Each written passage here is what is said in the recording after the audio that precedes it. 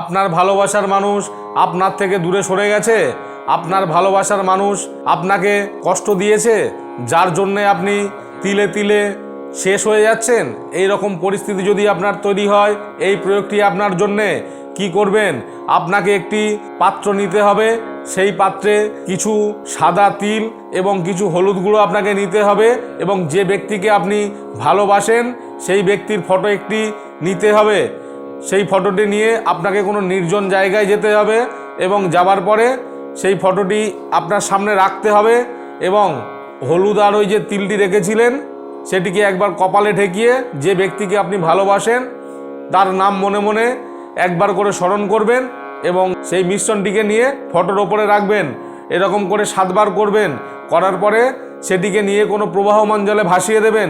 দেখবেন আপনার ভালোবাসা মানুষ যেখানেই থাকুক আপনার কাছে ফিরে আসবে।